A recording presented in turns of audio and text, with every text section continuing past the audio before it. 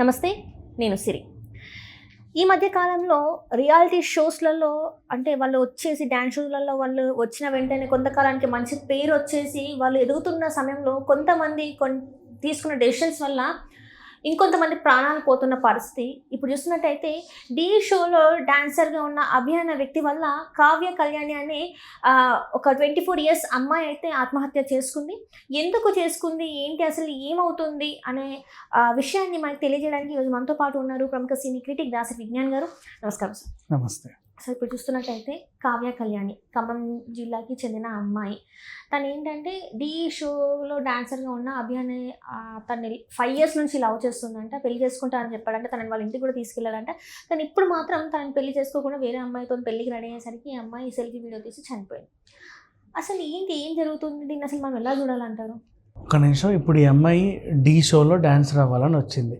సరే, కావ్య కళ్యాణ్ గురించి పక్కన పెడితే నాకు ఒక డౌట్ వచ్చింది. బేసికలీ మొన్న జానీ మాస్టర్ ఇష్యూలో వాళ్ళ ఆవిడని ఎవరో ఇంటర్వ్యూ చేస్తే ఆవిడ ఏం చెప్పింది, ఇక మేము కార్డులు ఇవ్వదలుచుకోలేదు, ఆపేసాము, అది అంతర్గతంగా మాకు మేము చర్చించుకున్నాను ఒక మాట బయటకు వదిలింది.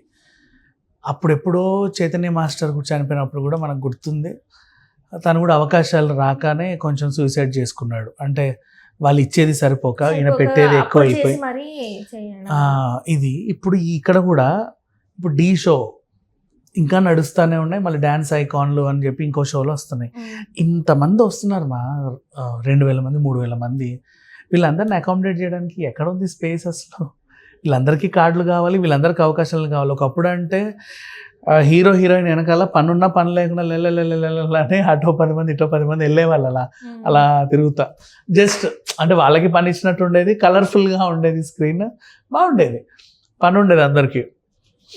ఇప్పుడు వెనకాల నలుగురిని పెట్టాలంటే ఖచ్చితంగా ఫారిన్ డాన్సర్లను పెడుతున్నారు, లేకపోతే అసలు పెట్టట్లేదు, అసలు లేరు.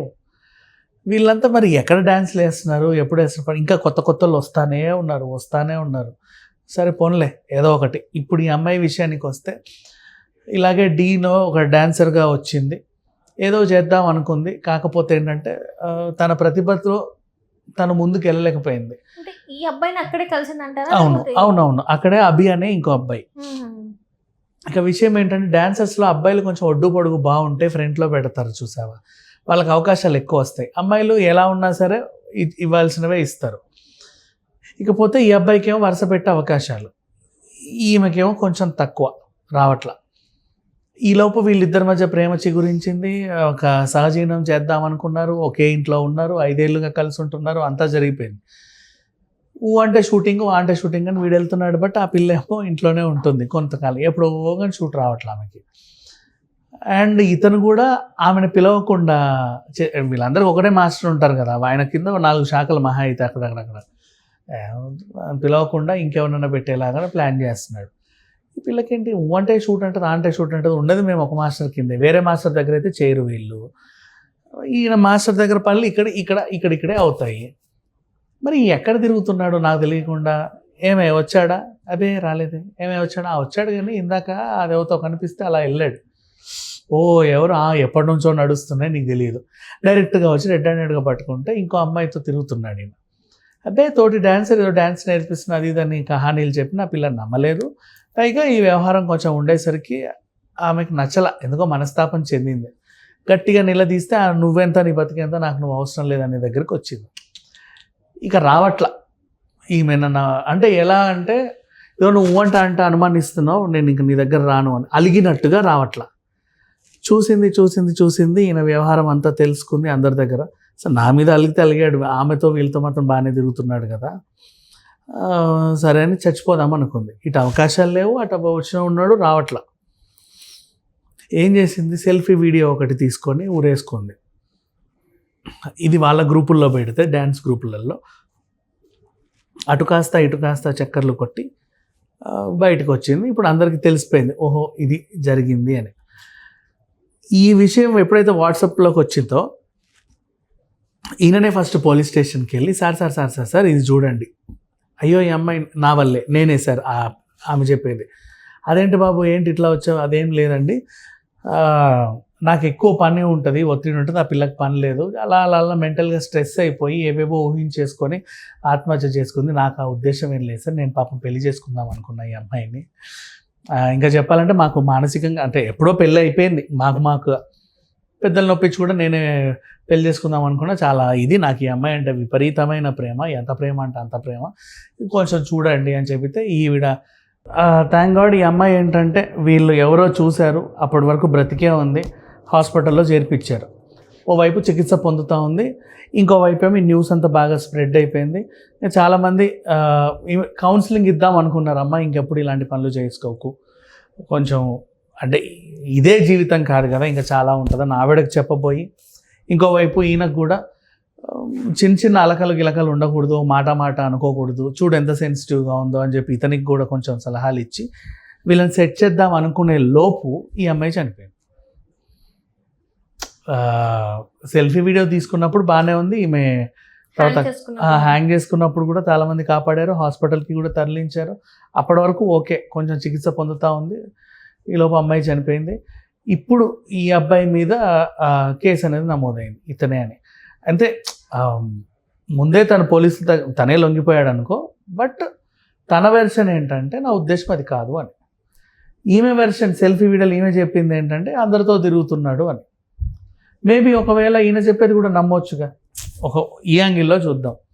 నిజంగా ఈయన తిరగట్లేదు, అవకాశాలు ఎక్కువ వచ్చాయి, అదే పనిగా డే షూటు నైట్ షూటు చేస్తున్నారు. డాన్సర్స్కి ఎలా అంటే ఒక కాల్ షీట్కి ఇంత, నైట్ 6 దాటి పని చేస్తే 1.5, నైట్ చేస్తే డబల్, హాలిడే రోజు వెళ్తే డబల్, ఇట్లాంటి పేమెంట్లు ఉంటాయి. కాబట్టి కొంచెం ఎక్కువ కష్టపడదాం, దీపం ఉండగానే ఇల్లు చక్కబెట్టుకోవాలి అని అనుకున్నాడేమో, చెప్పలేము. అండ్ ఈ షోస్ గట్రా కూడా రోజు 2-3 ఎపిసోడ్లు అయినా కూడా రాత్రి వరకు పని ఉంటుంది, కొన్ని రోజులు అర్ధరాత్రులు కూడా అవుతూ ఉంటాయి. ఇంట్లో ఒకతే ఖాళీగా ఉండి మరి ఏమన్నా ఇలాంటి ఆలోచనలు చేసిందా తెలియదు. మొత్తానికైతే అమ్మాయి లేదు ఇప్పుడు మన మధ్య. డీకే ఎందుకు ఈ వరుస పెట్టి మరణాలు అనేది అర్థం కావట్లేదు. ఒకటేమో కొరియోగ్రాఫర్ నన్ను ఏదో చేశాడని మొన్న అమ్మాయి, అదో పెద్ద సంచలనం. నెక్స్ట్ మళ్ళీ దానికి ముందు చైతన్య మాస్టర్, అదొకటి. అంటే ఇక్కడ ఒకటి సార్, ది షోలో ఎందుకు ఇట్లా అవుతుందంటే వాళ్ళు చాలా తక్కువ అమౌంట్ ఇస్తారు అంటారు, కానీ ఈ మాస్టర్స్ మాత్రం ఎవరైతే కొరియోగ్రాఫర్స్ ఉంటారో వాళ్ళు మాత్రం ఒకరిని మించి ఒకరిని చేయాలి అంటే వాళ్ళ స్థాయికి మించి ఆర్థికంగా వాళ్ళ ఆర్థిక పరిస్థితి ఇందులో అంటే అప్పు చేసి మరి ఇంత చేసి అప్పులు తీర్చక వాళ్ళు అట్లా దానికి అవుతున్నారు. ఎందుకు అప్పు చేసి మరి చేయాల్సిన అవసరం ఏమొచ్చింది? వాళ్ళు కార్డు వస్తే పని వస్తుంది, పని వస్తే అప్పులు తీర్చేయచ్చు అన్న ఆశ. కార్డు రావాలంటే నేనేంటో నిరూపించుకోవాలంటే నాకు రైట్ ప్లాట్ఫామ్ దొరికింది. ఈ రైట్ ప్లాట్ఫామ్లో నేనేంటో నిరూపించుకొని ఈ 4 జడ్జిలతో ప్రశంసించుకొని వీళ్ళ జస్ట్ మద్దతుతోని నేను కార్డు తీసుకుంటే వెంటనే ఏదో ఒకటో రెండో వస్తాయి. నేను అని నిరూపించుకుంటే నాకు ఇంకా సినిమాలు వస్తాయి. అప్పుడు ఈ అప్పులదే ఉంది, ఇట్లా తీర్చేయచ్చు అనుకుంటారు. కాకపోతే నాలోపు పోవాల్సిన ప్రాణాలు పోతున్నాయి. అంటే మితిమీరిన అప్పు, తీర్చలేని అప్పు, ఆ ఖర్చు కూడా ఒక రేంజ్లో పెట్టడం. ఎందుకంటే ఫుడ్ చార్జెస్ దగ్గర నుంచి కాస్ట్యూమ్స్ ఏదైతే ఉంటాయో రిక్వైర్మెంట్ అవన్నీ కూడా, ప్రాపర్టీస్ అని ఇవ్వండి అవన్నీ. అండ్ ఇప్పుడు కొరియోగ్రాఫర్సే ఇంత ప్రాబ్లమ్స్ ఫేస్ చేస్తుంటే వీళ్ళు డాన్సర్స్ కూడా వెంటనే పేమెంట్లు ఇవ్వరు. ఇస్తాం లేరా, ఇదిగో ఇస్తాం అదిగో ఇస్తాం అంటారు. సో ఇప్పుడు వీళ్ళకేంటి, ఇక్కడ రాకుండా వేరే పని ఉన్నా, ఆ షూట్ ఉన్నా ఈ షూట్ ఉన్నా ఎక్కడో దగ్గర కాళ్ళాడిస్తే కొంచెం డబ్బులు వస్తాయి అని చెప్పేసి వెళ్తారు. మేబీ అలా అయినా డే అండ్ నైట్ బిజీ ఉన్నా ఈ పిల్ల అలిగిందేమో తెలియదు, నిజంగా మోసం చేశాడో లేదో కూడా తెలియదు. బట్ అడగడానికి ఈ అబ్బాయే ఉన్నాడు, ఆరోపించి అమ్మాయి చనిపోయింది. నిజమో కాదో అనేది మాత్రం ఎవరికి తెలియదు. ఇంకెవరైనా చూసిన వాళ్ళు కనుక అవును నిజమే నా ఫ్రెండ్ని ఇలా చేశాడు, నా కళ్ళ ముందే వెడతలు తిరిగారంటే ఎవిడెన్స్తో ఇతన్ని ఏమన్నా చేయొచ్చు. ఎందుకు ఇట్లాంటి డెసిషన్స్ తీసుకుంటున్నారు ఈ మధ్యకాలంలో? చాలా మంది సూసైడ్స్ అనే ఎందుకు అలాంటి ఒక డెసిషన్ తీసుకుంటున్నారు? మైండ్కి కుంగిపోయి నేను మోసపోయాను, అనుకున్నది సాధించలేకపోయాను, ఇంకా నాకు ఈ జీవితం వద్దు అనుకునేవాళ్ళు. అంటే ఇక నేను ఇంటికి వెళ్ళి నిలబడలేను, అందరు క్వశ్చన్స్ చేస్తూ ఉంటారు, బయట తిరగలేను, అందరు నవ్వుతూ ఉంటారు, వీడేమో వదిలేసి వెళ్ళాడు, ఇంకా నేనేం చేయను. అలాంటి పరిస్థితిలో ఇంకా నాకు ఈ భూమి మీద బతికే హక్కు లేదని వాళ్ళకి వాళ్ళు డిసైడ్ అవుతారు. అంతమించి ఇంకేం లేదు.